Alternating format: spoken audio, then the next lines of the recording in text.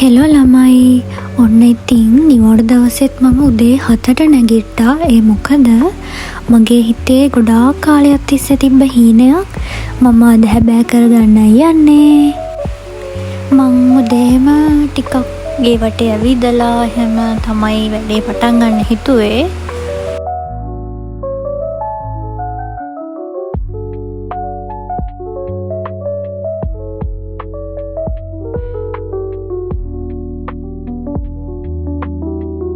ඔන්න ඉතින් එමිත් ඇවිත් මාත් එක්ක ඇවිදිනවා.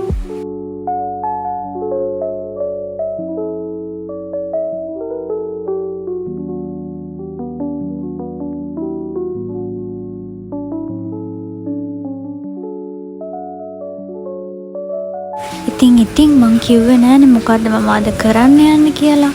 මම කරන්න යන්නේ මගේ මේසේ චුට්ටක් අලුත් කරන්න යන එක. මන් දැන් මේ කරන්නේ මම ගත්ත මේසරෙද්දේ වාටි ටික මහගන්න එක.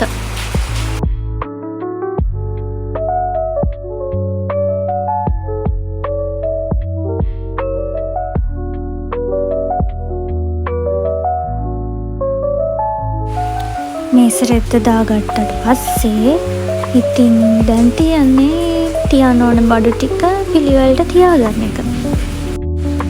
ඇත්තටම මට කියන්න ඕනේ මං මේ දේවල් ගත්තේ ගොඩක් දේවල් ගත්තේ ටෙමෝ එකෙන්. හැබැයි එකපාර නෙවෙයි, ටික ටික සල්ලි එකතු කරලා ටික ටික තමයි ඕඩර් කරේ. අපි කරන හැම වැඩකදීම එහෙම තමයි. මොකද අපිට එකපාරටම ඉහළම තැනකට යන්න බෑනේ. බිඳුවෙන් පටන් අරගෙන ටික ටික තමයි ඉස්සරහට යන්න ඕනේ. ඊළඟට මං කියන්නම්, ඔයා අලුතෙන් ස්ටඩි ටේබල් එකක් හදාන්න ඉන්නවා නම් හරි, නැත්තම් තියෙන තැනක් වෙනස් කරන්න ඉන්නවා නම් හරි, ඔයා සැලකිලිමත් වෙන්න ඕනේ කරුණු ටිකක් ගැන. පළවෙනි දේ තමයි ඔයාගේ ස්ටඩි ටේබල් එක තියන්න ඕනේ හොඳට එළිය වැටෙන තැනක. නැත්තම් ඔයා මගක් පාඩම් කරගෙන යනකොට ඔයාලට නිදිමත එන්න පුළුවන්. ඊළඟට ඔයාගේ මේසේ තියාගන්න ඕනේ බාහිර බලපෑම් වලින් අවම තැනක. ඒ කියන්නේ ඔයාට නිදහසේ පාඩම් කරන්න පුළුවන් මනසක් හදාගන්න පුළුවන් තැනක. ඊළඟ දේ තමයි ඔයාගේ ස්ටඩි ටේබල් එක හරියට ඕගනයිස් කරගන්න ඕන. පාඩම් කරන තැන නැචරල් ප්ලාන්ට් එකක් තියාගන්න එකත් ඔයාගේ මනස එක තැනකට ගේන්න ගොඩක් උදව් වෙනවා.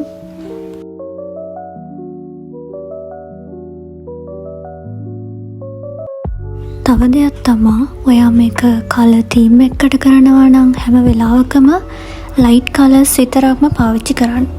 ඩාර්ක් කලර්ස් පාවිච්චි කරන්න එපා.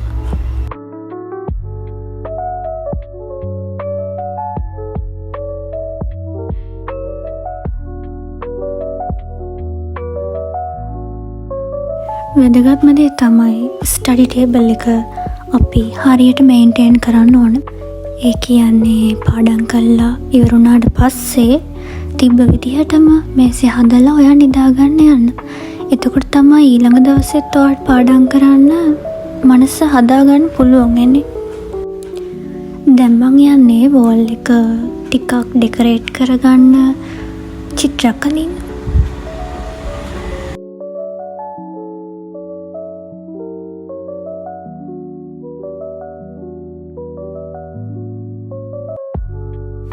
ඊළඟට මම හිතුවා මගේ ජීවිතේ මට වටිනම දේ මගේ ඇස් දෙකට පේන තැනකින් තියාගත්තත් හොඳයි කියලා.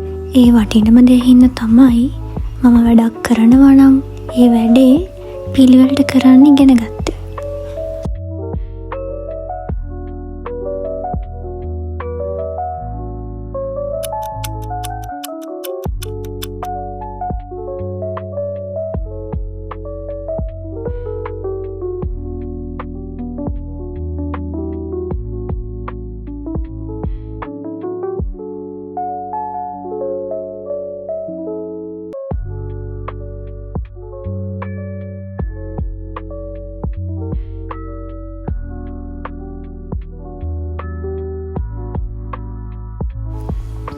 ඇත්තටම ඒක මම හිතුවට වඩා ගොඩක් ලස්සනයි. හරිම චාම්.